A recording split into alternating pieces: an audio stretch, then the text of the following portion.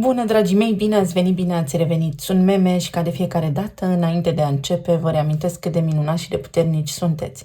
Astăzi vin către voi cu previziunile pentru întreaga săptămână. Să vedem ce mesaje putem desluși din mentalul colectiv.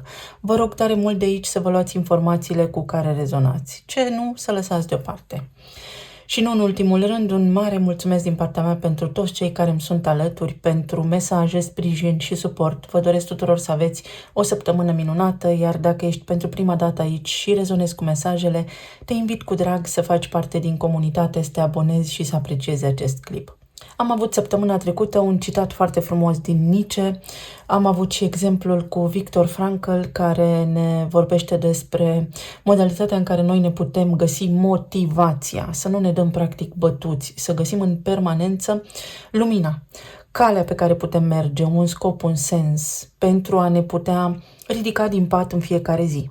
Dacă Freud, Adler, chiar și Jung se orientau către trecut și către înțelegerea comportamentului uman, Frankl se uită către viitor și ne arată și acest potențial în care putem să ne trasăm un sens, un scop și până ce nu-l atingem să nu ne lăsăm doborâți de provocări și de tot ceea ce avem în viețile noastre. Să vedem acum ce ne spune această săptămână. Vom avea pe parcursul acestei perioade luna preponderent în Scorpion, vom avea și o lună nouă pe data de 1 în Scorpion, care sigur că ne va da foarte multă putere, foarte mare capacitate de a vedea ceea ce nu funcționează pentru ca noi să putem alchimiza, îndepărta sau vindeca, regenera. Planetele vor avea unele cu altele diverse dialoguri, însă ce mi-a atras foarte tare atenția este faptul că pe la începutul săptămânii îl avem pe Saturn la 12 grade. 12 este cartea spânzuratului. Este o oportunitate de schimbare majoră, pentru că spânzuratul ne spune că orice situație are de fapt un răspuns, doar că nu l-ai căutat suficient de mult sau ar trebui să mai cauți, ar trebui să te uiți acolo unde în mod normal nu te-ai uita. Iar în cartea Cheile Genelor, numărul 12 vorbește despre puritate, dar vorbește și despre orgoliu, despre discriminare.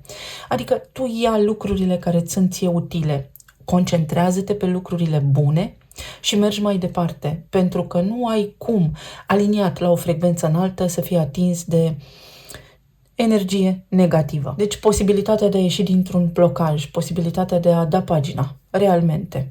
Apoi, avem planeta Mercur la 21 de grade în Săgetător. Unde te-ai împotmolit? Uite, curaj mai mult și mergi mai departe. Săgetătorul este semnul care vorbește despre extindere, despre expansiune, fiind guvernat de Jupiter, sigur că da. Iar 21 este lumea.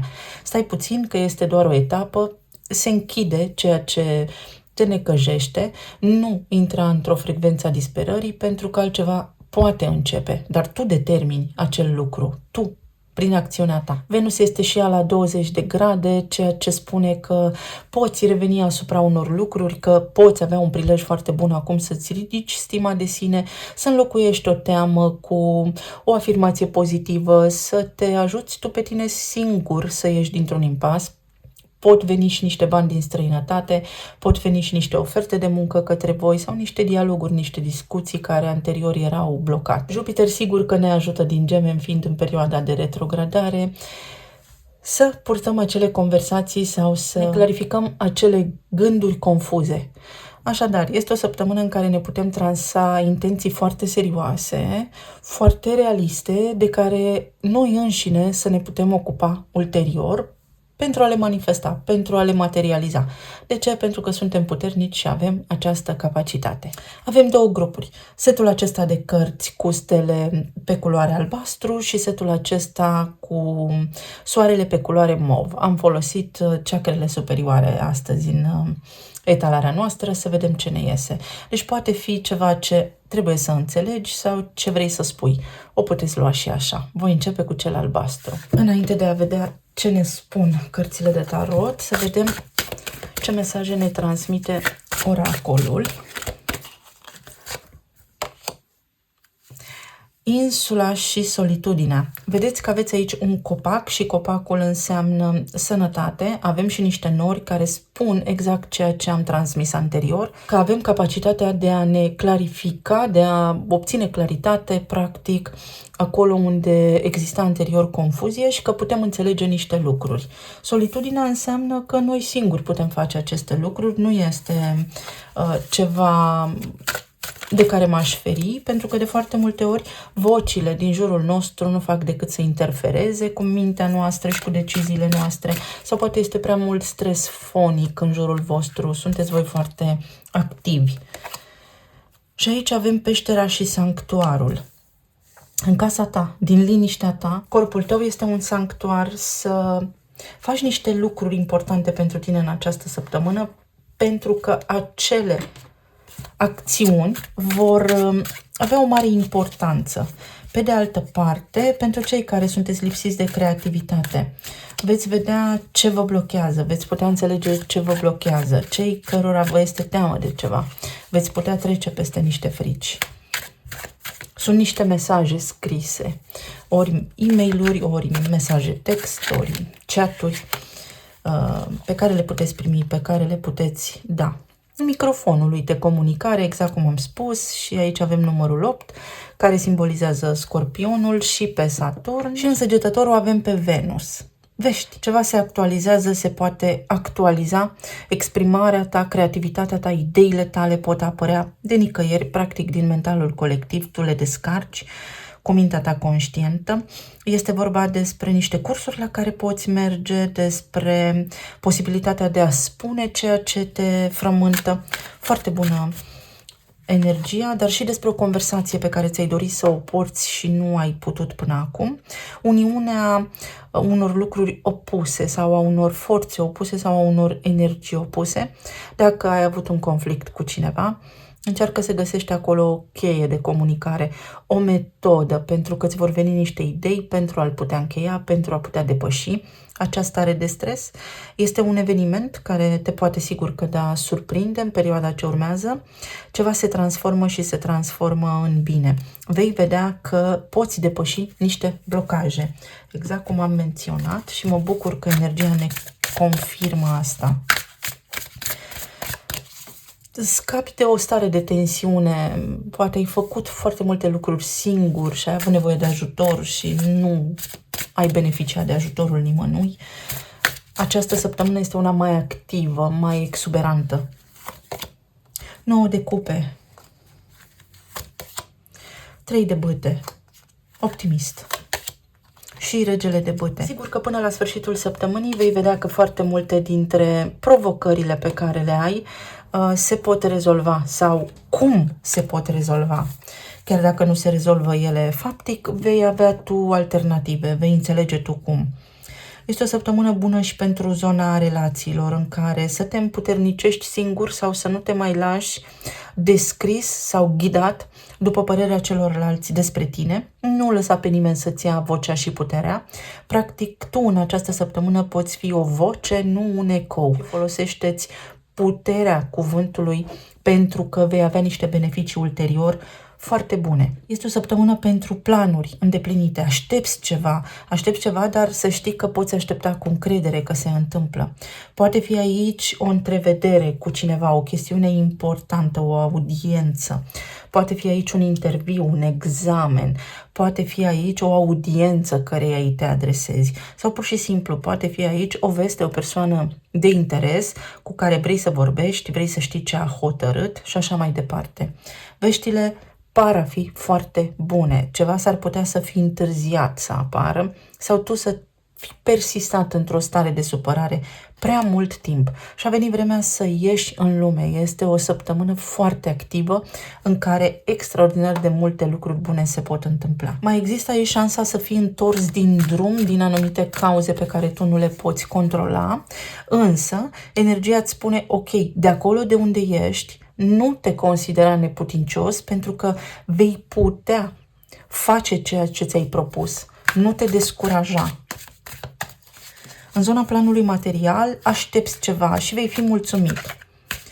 Vei fi cumva pe o linie a unor așteptări îndeplinite, mulțumitor, să spunem. Poate ai de încasat niște bani, te așteptai la o sumă mai mare sau ai vrut să lucrezi mai mult ca să câștigi mai mult, obiectivul tău financiar a fost mai mare, dar vei fi mulțumit.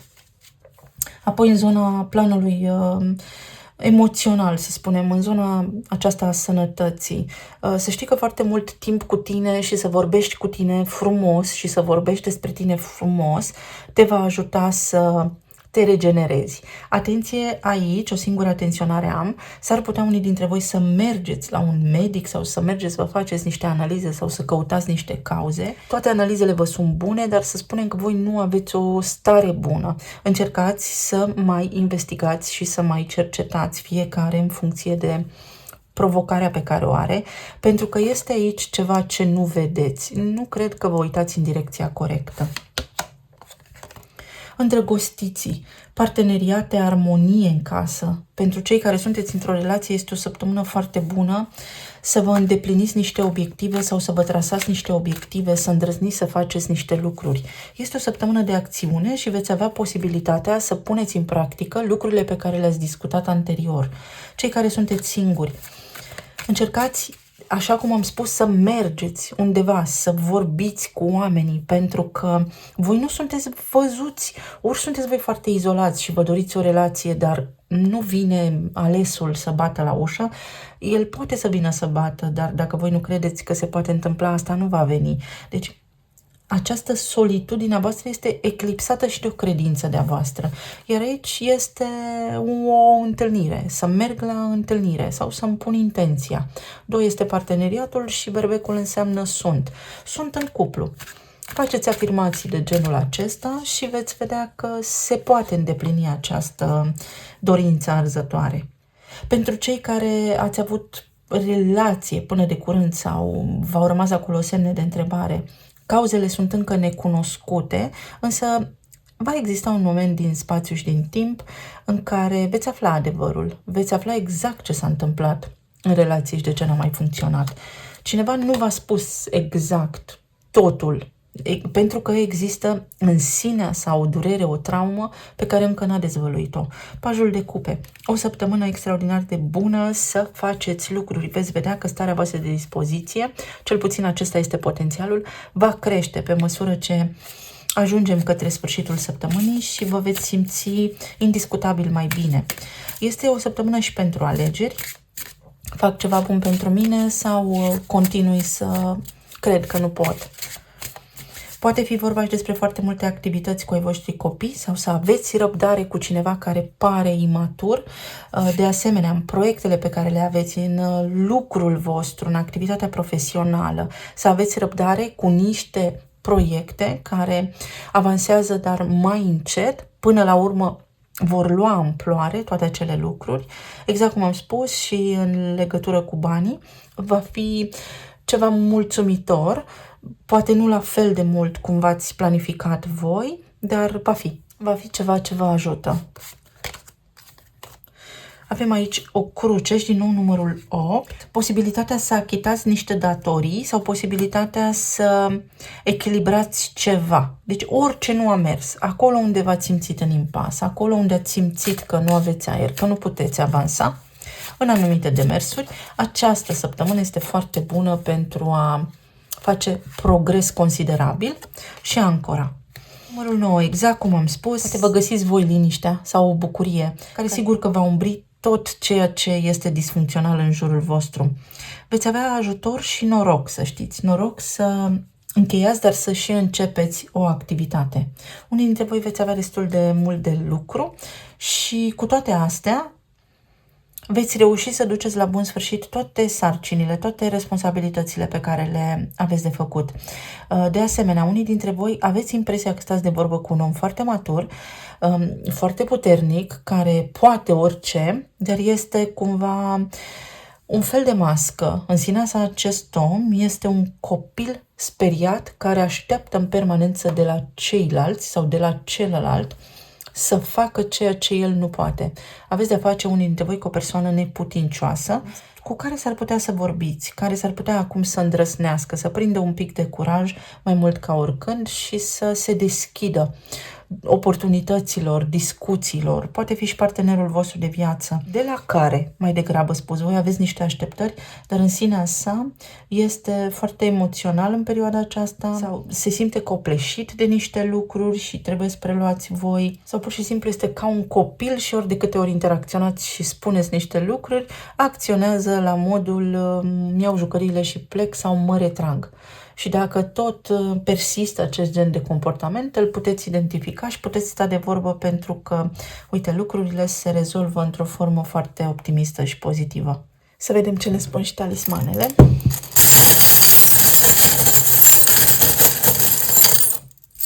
De asemenea, în casă puteți face foarte multe lucruri, mai ales cei care aveți reparații. Trebuie să reparați ceva, să schimbați ceva. Este o săptămână foarte bună pentru asta. Uite, ceva se recuperează, vă recuperați după ceva, fără dramă. O săptămână în care oricât de greu va fi, oricât de mult efort ar trebui să depuneți într-o anume activitate sau într-o conversație, în ceva anume, veți vedea că lucrurile evoluează un pic mai ușor. Situația va fi mai flexibilă. Putere foarte multă să ieșiți dintr-o buclă, dintr-un cerc, dintr-o situație repetitivă și să încheiați ceva. Ceva se încheie, ceva ce ați început acum ceva timp sau o situație repetitivă, vă puteți extrage, vă puteți chiar sustrage dintr-o situație care vă displace pentru că aveți puterea. Alții dintre voi vă uitați către trecutul vostru când erați voi într-un fel anume mai puternici, etc. și aveți niște regrete. Poate că nu vă mai mișcați la fel de iute sau ceva regretați acolo și atunci vă cuprinde puțin nostalgia și melancolia. Putere. Aveți foarte multă putere. Aici, atenție la baterii, la circuitul electric, la orice ține de condus, de mașini, să nu rămâneți fără curent. De asemenea, aveți nevoie de alimente care sunt hrană vie. Când vă simțiți obosiți sau neputincioși, nu apelați la vicii sau la escapism. Toată lumea caută în exterior așa o poveste frumoasă care să vină ca o salvare a provocărilor. Nu așa se întâmplă. Uite, un pic de echilibru vă ajută să vă încărcați bateriile. Este o săptămână în care aveți parte de evenimente care vă ajută să vă încărcați bateriile. Și o săptămână în care veți avea, exact cum am spus unii dintre voi, destul de mult de lucru sau activitate destul de intensă. Veți găsi răspunsul la niște întrebări care vă frământă și veți avea claritate. Jupiter ne ajută să avem claritate, să aveți un sens foarte, foarte clar. Niște vești, niște mesaje, poate fi și o călătorie, pot fi și niște bani din străinătate, așa cum am spus. Uite, tu cu mâna ta vei reuși să închei ceva, să faci ceva. Și este ceva foarte bun. Intuiția lucrează foarte bine pentru tine și uite că îți dă încredere, vei reuși să faci ceva. Și avem din nou de la electric, de la Elena, de la England, Anglia, pentru unii dintre voi, sau pur și simplu de la Est. Și la Est avem apa. Să aveți grijă și la orice ține de circuitul apei, de inundații, sau poate aveți provocări cu căldura, cu, nu știu, tot felul de treburi care țin de casă, de apartament. Le puteți rezolva. Chiar dacă faceți niște drumuri, chiar dacă implică un mic efort acolo, le puteți rezolva. Pe de altă parte, puteți clarifica un conflict cu cineva care s-a purtat nejustificat, s-a purtat nedrept cu voi. Vă doresc să aveți o săptămână minunată, ne reauzim în curând cu zodiile, sper eu, în funcție de cum am timp. Merg către următorul grup. Pentru cei care ați ales setul MOV, să vedem cum ni se arată potențialul pentru această săptămână.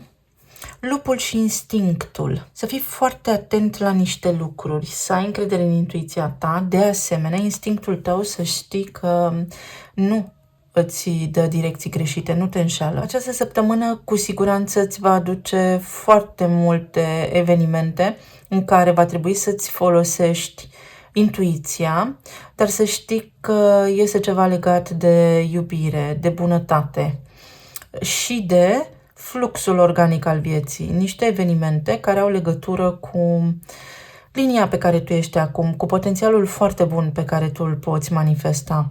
Wolf înseamnă lup și invers, dacă citim ca anagramă în oglindă, este flow, flux. Un flux foarte organic, să te bazezi pe intuiția ta pentru că nu te înșeală. De asemenea, mesajul aici este: nu are cum să știe altcineva mai bine decât tine. Poate cineva are nevoie de acest mesaj. Și oceanul, surprinzător, din nou arată flow-ul. Și aici, dacă ne uităm la acest cuvânt inversat, este să fii în flux. Să îți folosești intuiția când acționezi, când discuți cu cineva, ce ai de făcut, către ce te îndrepți, pe ce drum să mergi, ce să spui, cui să spui și așa mai departe, pentru că vei fi privilegiat în acest sens. Poate fi o săptămână cu diverse activități.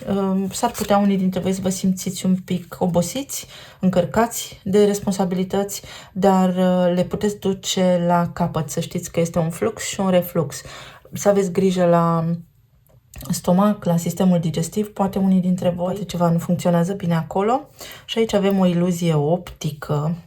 Nu este ceea ce pare, mirajul, capcana, ceva ce nu este foarte clar, confuzie, hocus-pocus, ceva magic se poate întâmpla, proiecție și programare predictibilă. Folosiți-vă intuiția, exact cum am spus, pentru că s-ar putea o persoană să vrea să vă vândă gogoși sau pur și simplu voi să aveți așa o stare foarte profundă, să vă dați seama de niște lucruri foarte, foarte importante. Atenție, foarte important, la mesaje de tip spam, la e-mail-uri, nu vă dați datele bancare, nu faceți, primiți câte un e-mail sau vă pune cineva să accesați vreun link anume, nu o faceți. Și trenul, să mergi mai departe, călătoria anumită viață, o nouă călătorie. Mergi într-o altă direcție. Pentru alții dintre voi este o confirmare să vă folosiți intuiția pentru că nu vă înșală. Uite, going with the flow, din nou cuvântul flow, fluxul. Să ai grijă să nu fii blocat sau ușor rezistent la schimbare, pentru că ceva se schimbă acolo. Poate fi vorba despre clienți, despre, nu știu, prietenii cei mai buni, parteneriatele tale, de tot felul, relația cu partenerul nu este ceea ce pare. Să încerci să-ți folosești intuiția pentru că vei desluși ceva foarte, foarte important în perioada ce urmează și să mergi pe firul intuiției tale. Temperanța, să nu acționezi rapid, să nu judeci poate pe cineva sau dacă cineva te judecă, încearcă să vezi că ceva s-a spus acolo ciudat sau este o interferență în comunicare. Cred că este ceva de genul vorbim amândoi despre aceleași lucruri, dar nu ne înțelegem. 7 de monede. S-ar putea să nu fie nevoie ca tu să mai mergi pe aceeași direcție ca până acum. Dacă ai așteptat suficient de mult ceva și tu simți că nu mai mergi, că nu mai este direcția potrivită pentru tine, ia-o în altă direcție.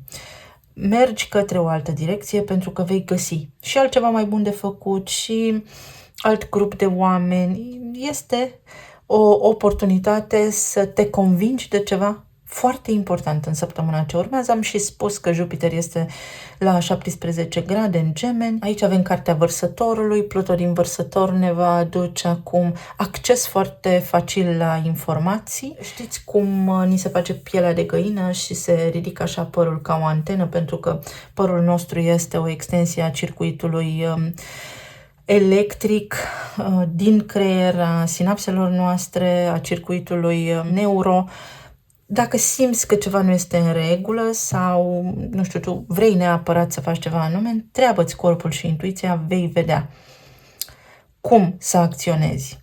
Poate fi pentru unii dintre voi răbdarea voastră răsplătită, ceva ce ați așteptat să se întâmple, uite că se întâmplă, poate nu așa de mult, uite ca și la celălalt grup, sau nu la fel de repede precum ați vrut voi, dar se întâmplă, este o săptămână mulțumitoare.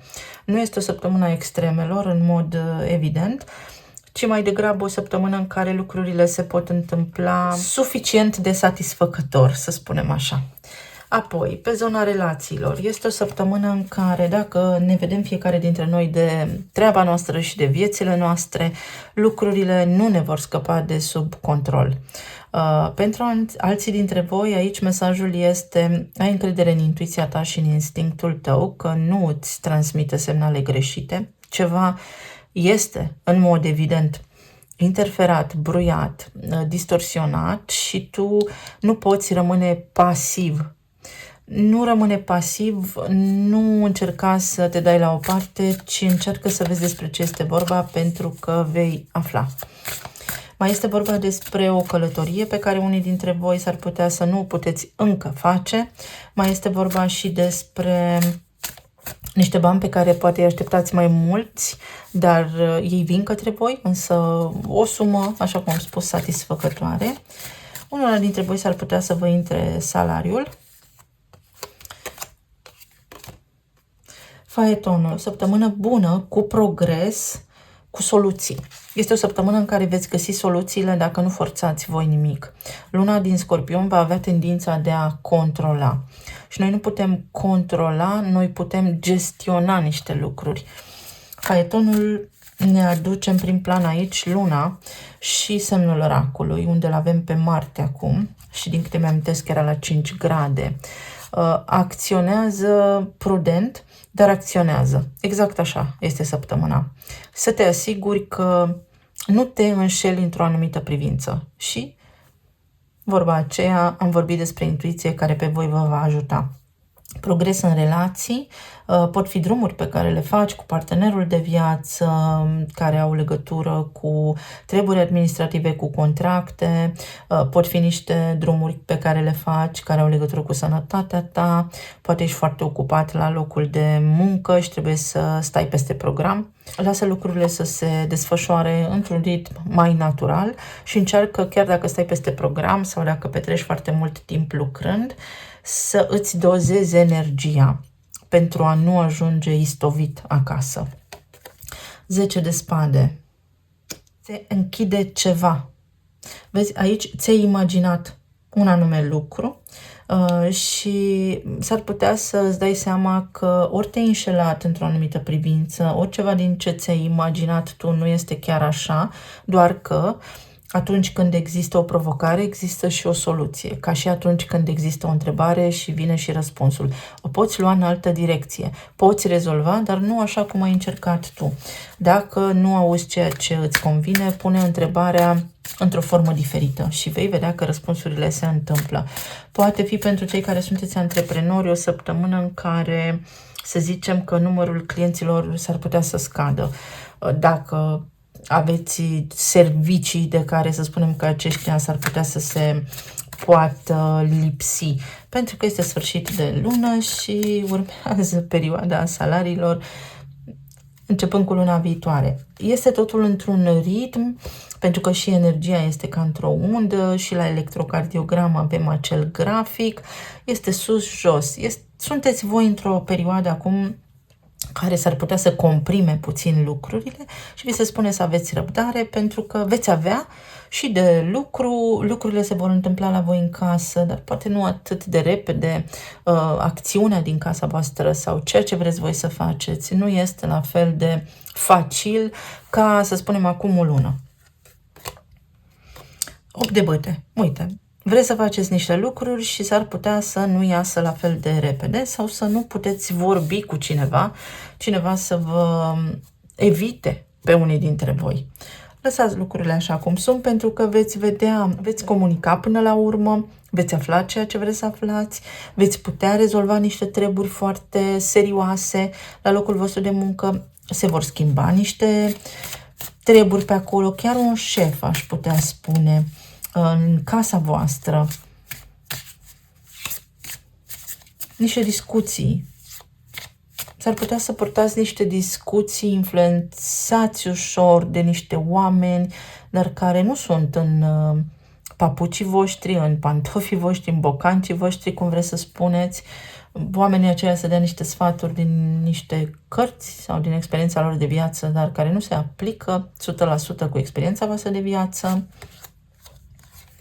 Nori. Spui și uite, avem și aici un nor de fum, într-adevăr, ceva ce a ars. Sau să aveți capacitatea să rezolvați, cum am început în descriere, neînțelegerile, pentru că va fi foarte multă lumină în poveștile voastre de viață.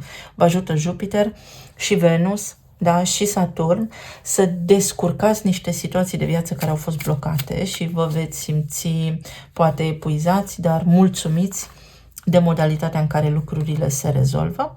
Și aici avem scrisoarea, mesajele, avem și niște documente care se pot rezolva și o decizie pe care o puteți lua. Nu vă grăbiți în luarea unei decizii, cel puțin în perioada ce urmează, și trebuie să fiți foarte atenți că în curând Mercur va intra în retrogradare în luna ce urmează și s-ar putea să luați niște decizii care ulterior să nu mai fie de actualitate sau să vă răzgândiți pe parcurs. Puteți comunica cu cineva, dacă primiți un răspuns de genul oficial, nu știu, indiferent ce vi se spune acolo în poveste sau în informare, nu este acela motivul, mai încercați, mai discutați. Pot fi niște analize care sunt greșite sau să vi se încurce analizele, spre exemplu, am auzit destul de multe cazuri. De asemenea, atenție, așa cum am spus, la păcăleli. În Jupiter în retrogradare pot fi diverse păcăleli din astea de tip scam, în care, nu știu, cineva să vă facă să investiți în lucruri, să dați click pe niște linkuri, să vi se ceară actualizare de date de la bancă. Dacă nu este de la banca voastră emitentă, sunați, întrebați ce-i cu linkul ăsta sau vreun prieten vă trimite vreun link aiurea. Nu accesați, nu dați click acolo. Pentru alții dintre voi sunt niște vești legale care se rezolvă. Pot fi ceva încurcături cu o expediție, o călătorie, un grup organizat pentru o călătorie cu niște prieteni, mai exact. Sunt niște prieteni care vă invită undeva și voi nu vreți să mergeți sau oscilați, aveți dubii, folosiți-vă din nou intuiția și dacă nu costă prea mult, poate ar trebui să mergeți. Negociați, vorbiți, ceva de genul acesta este ce văd și modalitatea în care se rezolvă lucrurile. Dacă, spre exemplu, partenerul vostru de viață nu poate merge sau există pe acolo vreun dacă din ăsta foarte complicat, atunci încercați să nu mergeți. De asemenea, sunt niște bani din străinătate, sunt niște legalizări, niște acte foarte importante, pașaport din altă țară, treburi din acestea, sunt bilete de tren, de călătorie, mergeți undeva și foarte bine faceți. Temperanța vine și calmează foarte mult lucrurile și spune înainte de a crede ceva, de a te entuziasma despre un anume subiect, despre o anume călătorie, despre un anume proiect, folosește-ți intuiția să vezi, să te asiguri că pe acolo nu este nimic confuz sau vreo păcăleală sau să nu te entuziasmezi prea repede. Alții dintre voi vă puteți conecta cu cineva cu care nu ați vorbit, însă să fiți atenți totuși că s-ar putea să existe niște neînțelegeri aici sau pur și simplu vă puteți conecta, puteți comunica cu cineva cu care înainte ați avut niște neînțelegeri. Pentru a le clarifica, sigur că da, pentru a face lumină în povestea voastră de viață. Să vedem mai departe.